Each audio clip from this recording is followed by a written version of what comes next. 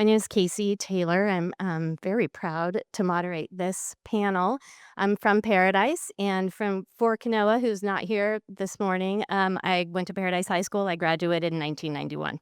So put myself into time and place. Uh, I my day job is I'm a founder and superintendent of a network of charter schools, Achieve Charter School of Paradise, and then we opened a temporary school in Chico, and then kept it, and then went back to Paradise. And in my free time, for fun, I like to help rebuild my community, and I get to do that by sitting on the Rebuild Paradise Foundation board. You met Jen Goodlin, who was up here yesterday, who's our executive director.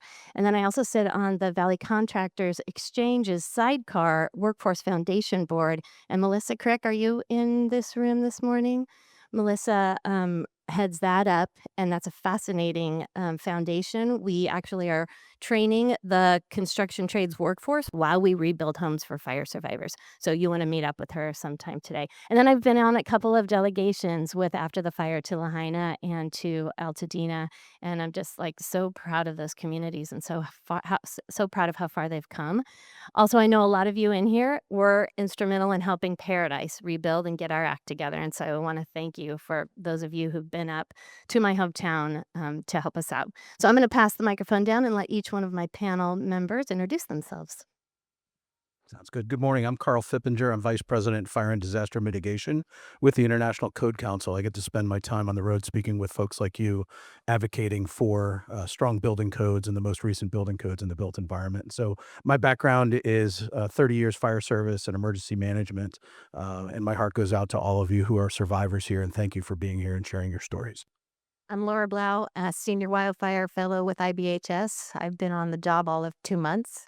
But before that, I had a career with the Orange County Fire Authority. I retired after 28 years as assistant chief and fire marshal. So I've been in the wildfire space. I think my why is, especially with wildfire, despite innovations in technology and new programs and changes in tactics, the fire service, we didn't make a difference in the wildfire problem. It kept getting worse. And that's because it's not a fire service problem, it's a community problem. And so with IBHS, and I also work with the California Fire Safe Council, I'm chair this year, we get the opportunity to translate the science of resilience into mitigations that matter and then share them with people who can make a difference so we can solve the problem together. Thank you, Ms. Blaul.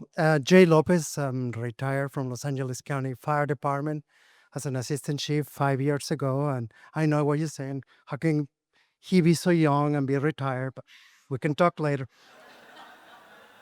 Currently serving in the Board of Forestry and Fire Protection, and also executive director of the California Wildfire Mitigation Program, which working to make communities more resilient.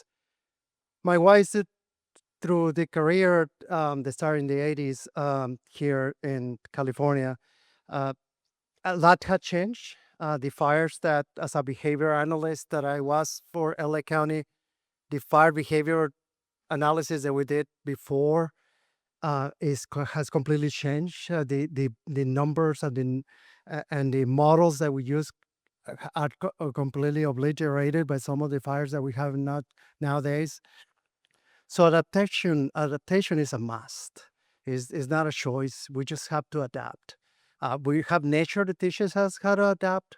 We should follow that part. So I think what we're doing right here and the group right here that we have is imperative.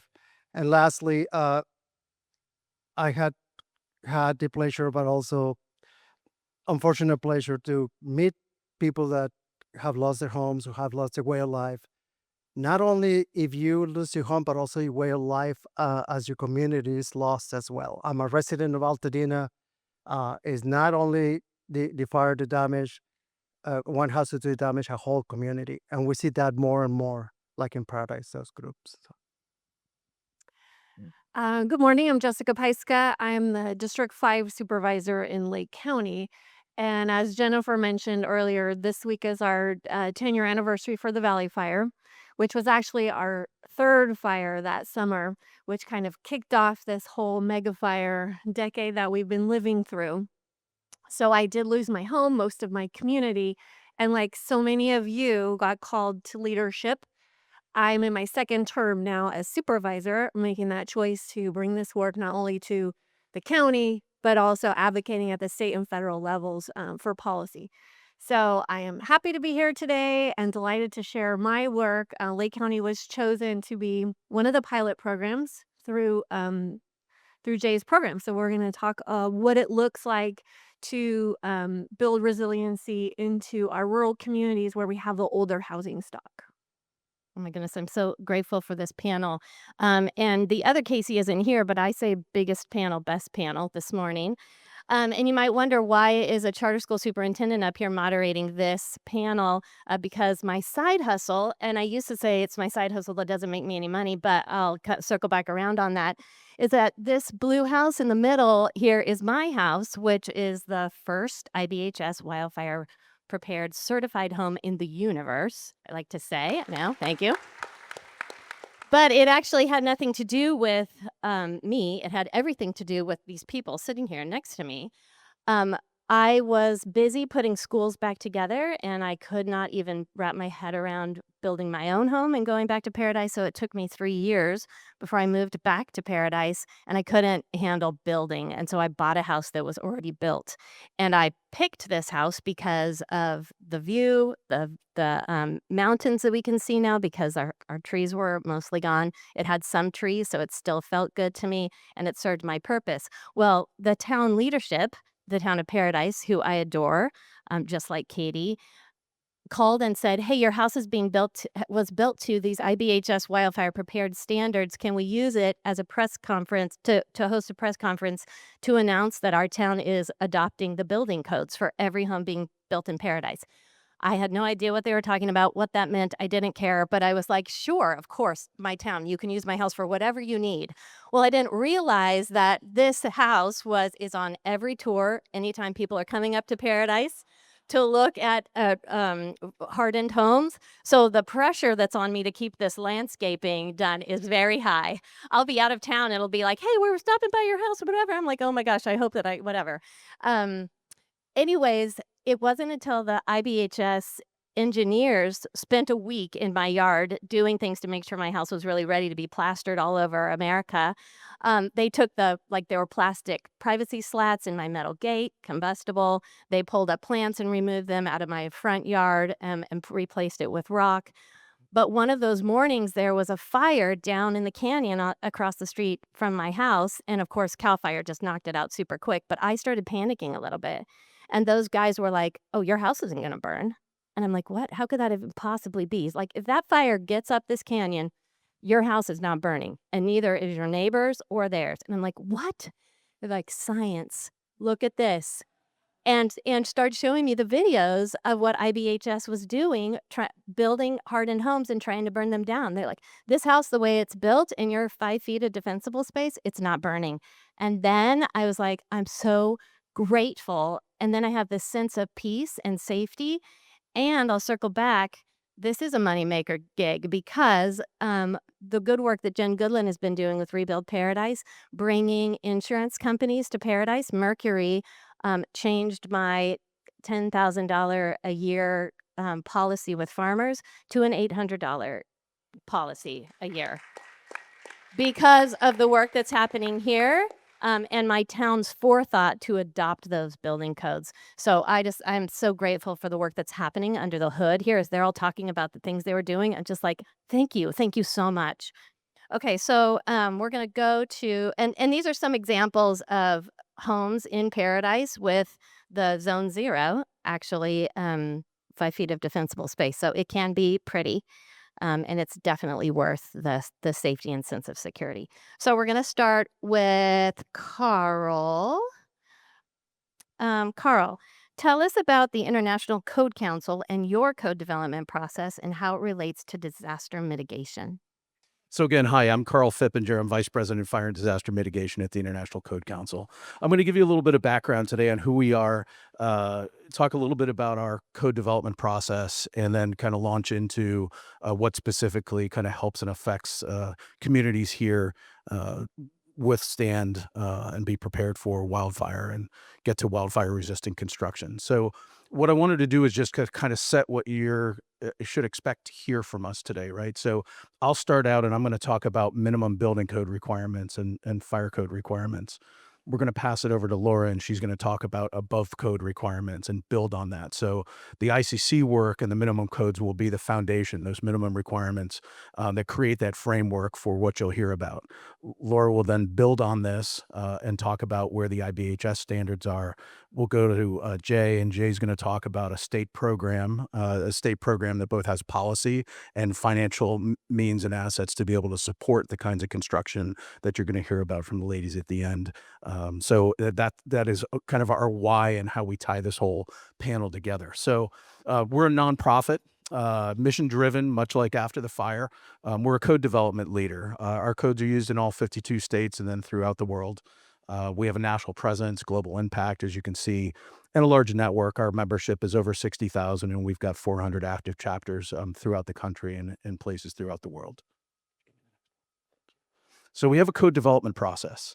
Our code development process happens on a 3-year cycle. We're currently building out the national and international model codes for the 2027 code year. So right now, the current version of codes is 2024, and we're building the 2027. So what you should know about this, just very briefly as a takeaway, is we are represented kind of across 3 categories. The folks who make the decisions are your government leaders. Your building code officials, your fire code officials are the ones that actually vote ultimately on what code change proposals come into the codes. We also have users. We have folks like building owners, designers, insurance companies, as you can see on the slide, that participate in our process. And then also producers, which are essentially industry, builders, contractors, others. So we try to make sure that we've got those 3 groups in balance. And then what we do in 3 years, we break down all of the 15 model codes that we produce, and we hold code hearings. So we'll do a set of code hearings in the spring and fall of each year. And then ultimately at the end of year 3, folks will vote on that. Those government users will vote on those codes, and then we'll have a new code edition in the next cycle. So as I said, the next one is 2027, and we're already preparing for the 2030 cycle. Next. So this is our family of codes. The ones that we're going to talk about in here today are really the International Wildland Urban Interface Code, the IWIC that you see in the middle row, and then also the International Building Code, which covers all commercial construction, and then the International Residential Code, and that's all 1 and 2 family homes. So 1 and 2 family homes are IRC, commercial buildings and anything more than 1 and 2 family dwellings are covered by the IBC, and then the IWIC, the Wildland Urban Interface Code, layers in on top of that. Next. So disaster mitigation. Not only do we cover wildfire, not only do we cover structural fire, but also earthquakes and seismic, which I know is very well known here in this part of the country. Tsunami, flood, wind, rain, snow, others. So just know that those are some of the hazards that we mitigate through the I-codes, and we have very specific provisions that are built in as minimum requirements for all of those hazards. Next. So here's really where I want to drive. This is going to be on the Wildland Urban Interface Code. And we also do have the ICC 605 standard, which is currently in a public release first draft. The IWIC is the minimum requirement for wildfire-resistant construction, but it covers a number of things. It's not just construction, and you'll understand kind of how this goes together with the IBHS Wildfire-Prepared work that's done as above code here in just a minute.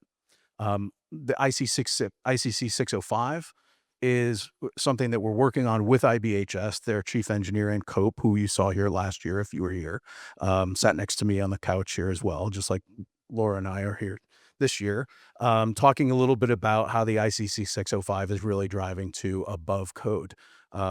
It's not quite where the Wildfire Prepared standard is yet, but I want to thank the insurance industry and others for really kind of pushing the model code development process, because again, we are the minimum requirements, and it's raising the bar for us and the expectation for participation in our process. So the Wildland Urban Interface Code, let's talk about that and kind of the 5 key pieces, right? So ignition resistant construction. I talked about defensible space, and you're going to hear a lot about 0 to 5. We cover all the way out to about 100 feet out around the home, depending on the hazard to the home. So you'll hear a lot about 0 to 5 today, and that builds on our defensible space requirements. Emergency vehicle access is another big one in case something does go wrong and we do have a fire. Emergency vehicles from the fire department, police, other public safety entities, EMS, and others can access your property or your communities Water supply is a big one, having a ready water supply for the firefighting force there, whether that be a standing hydranted system or if it's a standing area that might be a pond, a lake, another area of standing water that they can draw from for firefighting purposes. That's covered in the code as well. And then ultimately fire sprinklers. So you might look at me and say, well, why fire sprinklers? We already have them in commercial buildings. Why would we specify them for residential homes? One thing that we think about is trying to keep in the case of wildfire, we're trying to keep it out of our home and off of our property, right? If we do have a residential fire, say you have a fire in your kitchen or fire breaks out in your bedroom or somewhere else at your home, the reason why we have the residential fire sprinkler requirement is to make sure that it doesn't break out of your home and then cause a larger WUI fire. So those are the big 5 pieces that are covered. You'll see in Chapter 3, the authority having jurisdiction or your governmental entity has got to establish a wildland urban interface area. So here in California, those are your maps that come from the Office of the State Fire Marshal. In Chapter 4, we established the minimum requirements for emergency vehicle access and water supply together. Chapter 5 is really where you're going to find those wildfire-resistant construction specifications for things like your roof, how you wrap your house, how long the walls are rated for on the outside of your house, what type of windows you should install, and doors and so forth, right? And fencing. So you'll see all that. Chapter 5 does all of that for you, and that's commercial or it's residential. Um, and then Chapter 6 is those minimum requirements for defensible space. So we have Chapters 5 and 6, which is really the special construction regs and the defensible space. Those aim to limit that spread of wildland fire to exposed structures and restricting a structure fire from spreading to the wildland, like I talked to you about. So that's what we do, and I'll turn it over to Laura here to talk to you about how we go above minimum and we start to talk about things that are really important to the insurance industry. So thank you for your time. At IBHS, as you guys well know, the disasters happen at the intersection of natural hazards and the built environment. And that's where IBH does our work. We looked at wind-driven fire, hail, and wildfire. And in our research lab in South Carolina, our research center, we have a big turntable, and we build a full-scale house on that turntable.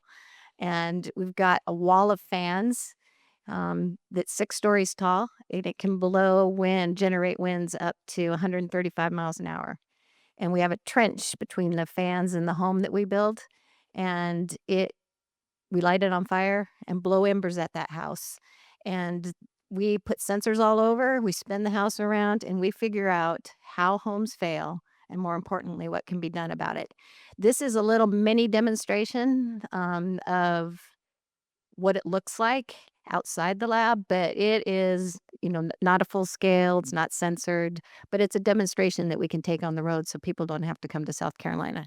On the right is the wildfire-prepared home, and the other one is standard construction, and one has zone 0 and doesn't. And so if this will play for us, you see the fans in the front, they light it on fire at the same spot, and you'll see where the failures take place. And it's the mulch in the 5-foot zone lights the vegetation on fire, and then the wooden fence is like a wick to a home. It will carry that fire straight to your home, and then it gets under the eaves and starts burning, and the wildfire-prepared home, it will eventually fall down. It's very dramatic if you could see it, but it'll fall down, and the other one's not even scorched. So this is just a demonstration we do with CAL FIRE. We're doing another one at the end of the month up in Sacramento for the California legislature, and Jay's Board of Forestry, right? These were the videos that the engineers at IBHS in my front yard were showing me where I was like, oh, I get it. Science. Amazing. Yeah. And I just wanted to show one of inside of our lab of how we show embers. And Jay's going to talk about it more, but see that 5-foot zone? When those embers hit the wall of your home, they fall down. They can go up to 5 feet away from your home, and they don't go out.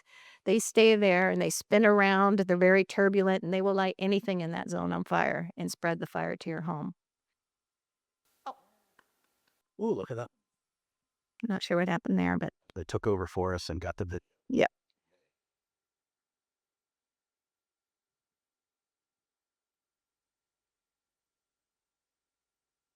And we put different types of plants in that 5-foot zone. We've even done succulents at the last burn that we did in Anaheim. And nothing can withstand the the fire, the amount of heat. And we look at three things when we talk about fire. We look at the embers, which is the main way that homes initially ignite, but a lot of times it lands in that 5-foot zone, and then it generates flame that can ignite your home, or even just radiant heat. If the flames don't even touch your home, it will superheat an element of your home and catch it on fire. And the wood fence Carl's pointing out versus metal. One of the things that we tell people is if you're retrofitting a home, it's just if you just replace that last 5 foot, you saw how effective that was, right? The 5 foot closest to your home, change that to something non-combustible. It makes a huge difference. You break that wick. Okay, next slide. So when we talk about fuel for a fire, it's heat, oxygen, and fuel. And the only thing we can really control to any measurable degree is fuel. And fuel to a fire is anything that can ignite and burn, anything combustible. So that's the vegetation in your yard. And when we're looking there, we want to dial that reduce the exposure dial down as much as possible. So you can still have a beautiful yard, but we're looking at removing things that are within 5 feet or replacing them. If you have a favorite bush or something that's in that 5 feet, you can plant it 5 feet away from your home. Eliminating things, reducing the fuel load by eliminating dead and dying or any piles of debris. Move away your wood pile from your home. And then we look at the other dial. How do we increase the resilience of the home itself? And those are all the elements on the home that I'm going to go through in another slide. Disclaimer, that was 3.5 years ago, and my yard looks much, much better now. Oh, I forgot to tell you this. That's Casey's home again. We use it. She's all over the country. We use this slide. This is a staple slide. We use it in every presentation. So she's been all over the nation. We were talking about this presentation, and I'm like, hey, that's my house in your presentation. She's like, it is? Anyways, we need to do a picture because my landscaping is much better now. So it is, this Wildfire-Prepared home is based on 10 years of science and research in our lab, and we also use National Institute of Science and Technology's research and Fire Safety Research Institute of UL, of Underwriters Laboratory Research, and come up with what does it take to put all this science together, translate it into construction materials and what you do in your yard. It's important to know that it's a system. That doesn't mean that you don't start somewhere, but next slide. It's a system that keeps the fire away. And if there is a break in the system, the fire will find that pathway to your home. So next slide. So I'll just conclude with starting somewhere, right? It looks like a lot that you have to do to your home. If you do Wildfire-Prepared home base, we're only looking at specific elements of your home, and it's really good for ember protection and for a starting place to get a designation, and to show that designation will do two things for you. It will validate that your home meets the best science for wildfire protection, and it's a starting point for a conversation with your insurance. When you're building new, it's pretty easy to go to plus. Karl mentioned the WUI code, the Cal WUI code, which will be in effect in January of this year, but it pretty much closely replicates Chapter 7A of the current building code. And if you're building to that, we're talking 3 or 4 more things to make your house more resilient and get that plus designation. So we have the codes that Karl works on, and then we have the IBHS that work on. So how does this happen on the ground? So I retired from LA County, like I said, and then I happened to be in Sacramento. They told me about the California Wildfire Mitigation Program, joint powered between CAL FIRE and Cal OES. Cal OES administers the grants. CAL FIRE provide all that knowledge that comes from codes and IBHS, and all that testing has been done. And how to apply for homes in a community-wide, neighborhood-wide environment. So I couldn't say no to that. So I'm flying to Sacramento every week now because it's just something that we need to do. And so having this program at a community level And with an added features, one is that the legislature provides the matching funds, so you can have a nonprofit organization or a uh, local government that don't have $5 million in the bank just to provide matching funds for a FEMA grant. We come up with that. The second big part of it is that we also train the local group that's going to be doing the job, because they don't want to have a guy coming from Sacramento with a funny accent saying, "I'm here from the government to help." No, it's the local people that they know and they work with every day that can make a difference with them. So, and then thirdly, that translates into that knowledge now is inside of the community. They have it, they own it, they can continue it whether with us or not. So we've been working all this time with something like this. So the goal is to encourage cost-effective wildfire structure hardening and retrofitting. And IBHS and the codes tell us where's the best ways to spend the money to do that. So we do an assessment around the home for defensible space and home hardening and come up with the best way to reduce with the hazard that you have in front of you or the home has next to it. So you have an open field, it's a different way to deal with that. You have a house or your neighbor decide to put a shed right next to you, a fence next to your house, so you have to, it's a different ways to go about that. So we try to do it the best way we can use the state and federal money to do this work. And we are doing it for defensible space first, because if you have a juniper right next to your window, what is the easiest way to go? Remove the juniper or change the window? Well, I like to change the window too, but we'll remove the juniper and then work on the rest of the items. So, and again, this is at community, a neighborhood level, and Supervisor Pyska will cover that. So like I said, it's a robust model, and our idea is to share it with everybody. We have a report that is due to the legislature in next year, a year and a half from now, in which we'll decide if this program will become permanent. It's a pilot right now, but we're learning a lot. We put all the information together, not only of what needs to be done, but how much does it cost. So the nice thing about having the state and federal money is that drives innovation. So we see a lot of people coming up with products out there and services to fill this hole that we have for existing homes that need to be retrofitted. So that's a big part of it. Again, community-wide, locally led group, but right now we're targeting vulnerable homes in vulnerable communities. You cannot do this isolated. You gotta make sure that you work with other people to do this. So we align ourselves with the NIST, National Institute for Standards and Technology, the International Code Council, with IVHS, California Department of Insurance Safer from Wildfire program.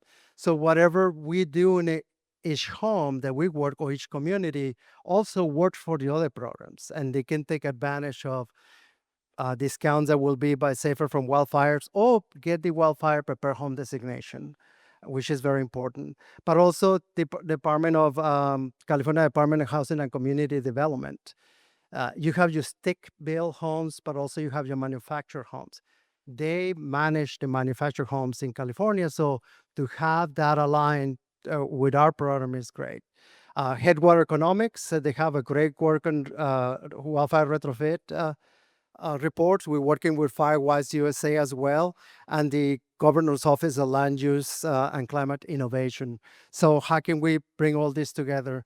With IBHS, what we make is the property owner has the option to sign up and make sure if they want to be a wildfire prepared home, choose they want to. We don't expose to anybody. We work all over the state, and everybody has different feelings about different programs.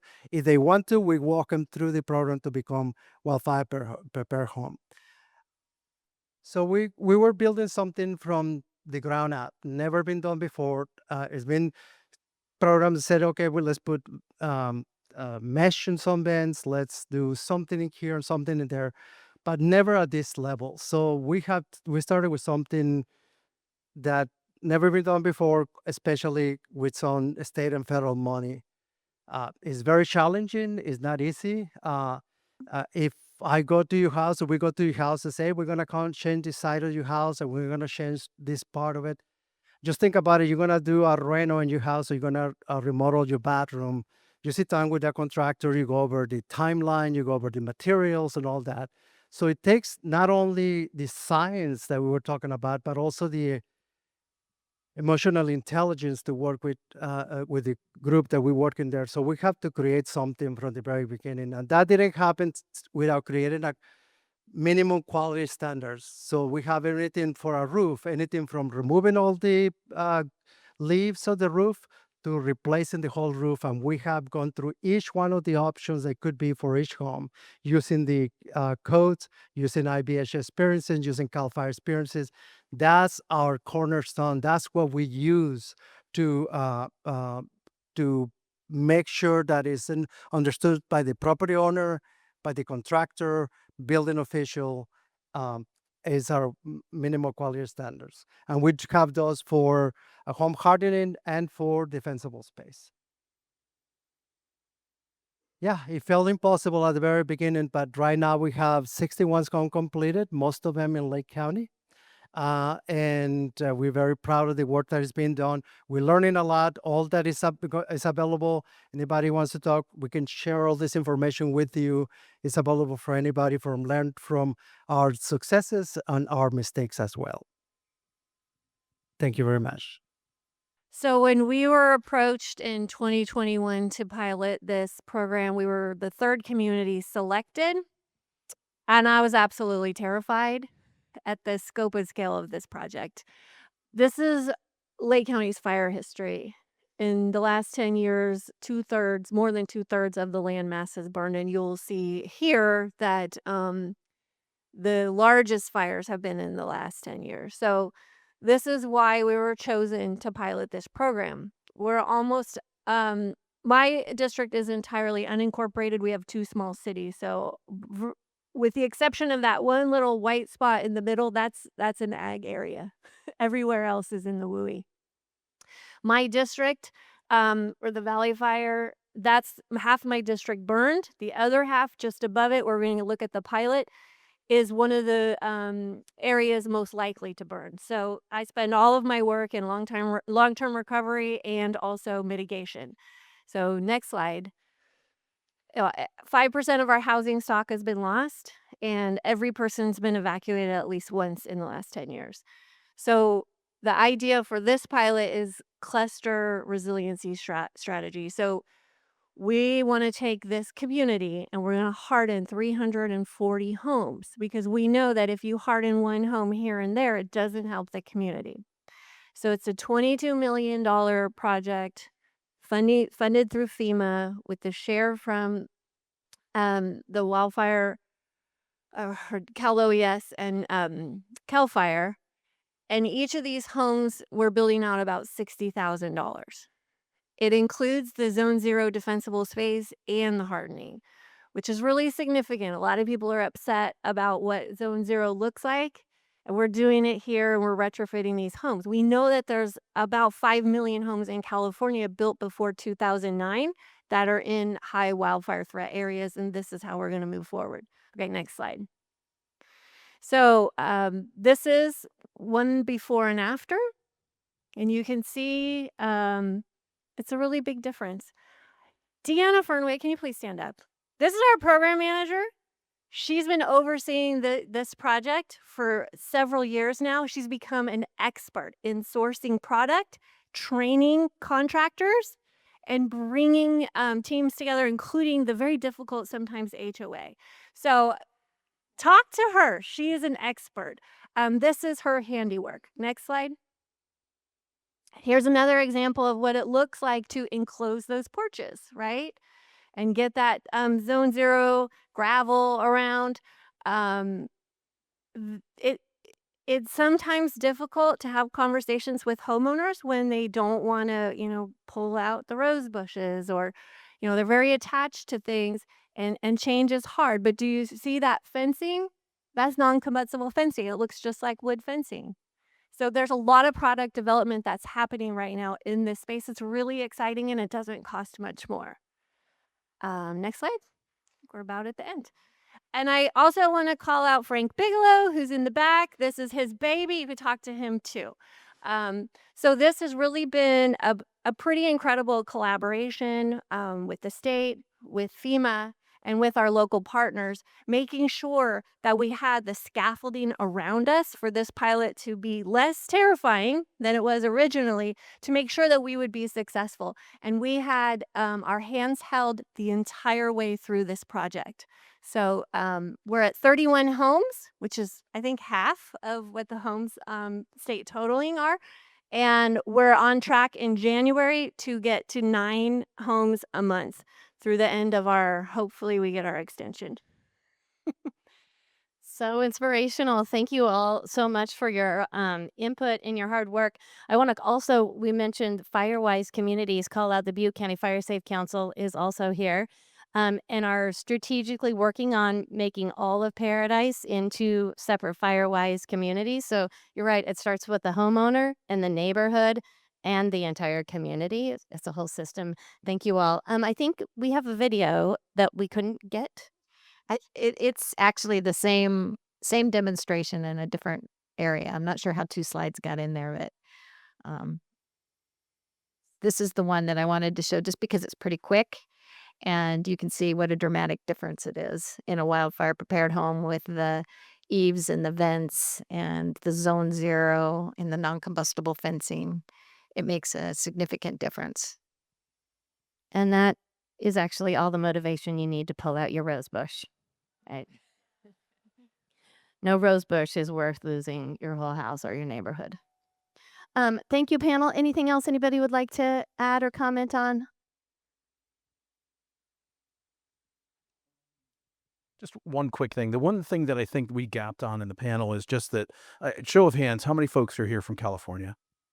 Okay, so lots of you, right? One of the things that we didn't talk about, and we talked about Chief Bigelow being in the back of the room, he and his counterparts at the Office of the State Fire Marshal already have a great regulatory scheme that you live under right now, Chapter 7A of the Building Code.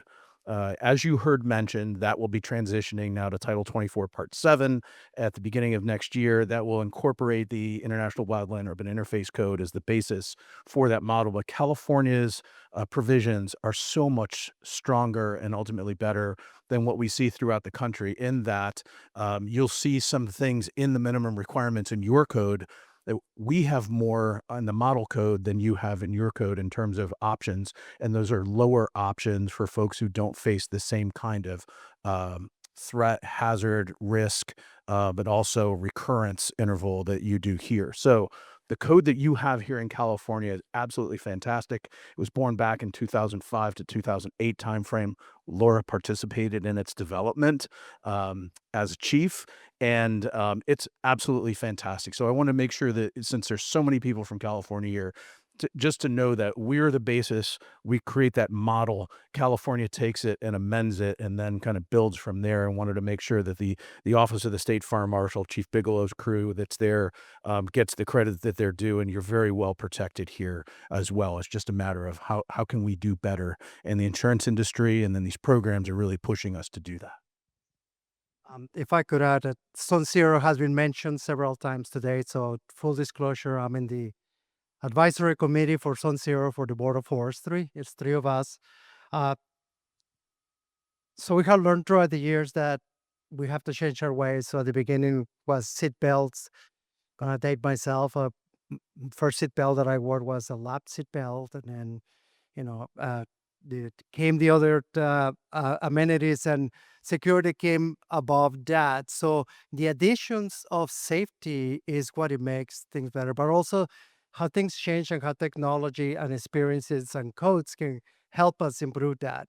That is the beginning to Zone 0. Zone 0 began with the unfortunate fires in 2017 and then 2020. And that's when the legislature came out and came to the Board of Forestry, come up with regulation. And we use all this science that have been mentioned here to come up with the best way. And we know that those first 5 feet right at the bottom of the home, as Laura's photos done, are critical. but also we know by experience. So you have what is called the field operation guides. If you're in a fire service, there's a fog manual. That is your Bible. That's what you use when you go out there. So chapter 14 is a structured defense. Social defense is when you send firefighters to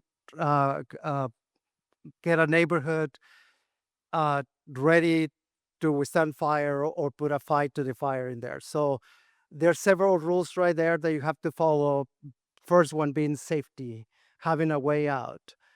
But then you start, you see you can be there, can be safely. Then triage has to happen. It's just like a mass casualty incident. You have immediate people that are immediate care, people that can delay it a little bit. So the same thing happens with homes. So what is defendable, what is not defendable? So the whole idea of Zone Zero is to make the home defendable. With no offense to cops, but you want to have a cop, you put donuts outside. You want to get firefighters to your house. You put the Zone Zero. What's the first thing that the firefighter does? Am I going to be able to go in safely and also get out safely? So I think we owe it to them to create safe environment, and that's what defensible space means. It's a safe environment for them to work on. And as you continue in the fog manual, field operations guide manual, it comes to the part prepare the home that you want to defend. And one of the first things says right there, remove all firewood immediately home, remove all the objects immediately home, push the gate, disconnect the wood out of the fence out of the wooden gate and the wooden fence out of the house, and remove any plants that might create a fire. So instead of doing that during the heat of the fire, why don't we do it for them before? And that's one of the whole ideas of Zone Zero. So experience has told us, and firefighters have been doing this for a long, long time, to do all that work, they'll be better if they go straight to work and suppressing the fire than try to do this mitigation. So roses are valuable, especially the grandma roses, but we need to really get comfortable to put in our seatbelts like we have done. We need to get comfortable how the future looks like. And I mentioned earlier before, the extreme fires that we see nowadays require changing. And change is difficult, but that's what we're working on. So not simple, but hard work. Science and solutions. We can do it, everybody. And if you find yourself on a tour by my house, please knock on the door. I'll make you a snack, a drink, whatever. Thank you all. Thanks to the panel, and thank you all for listening to our presentation.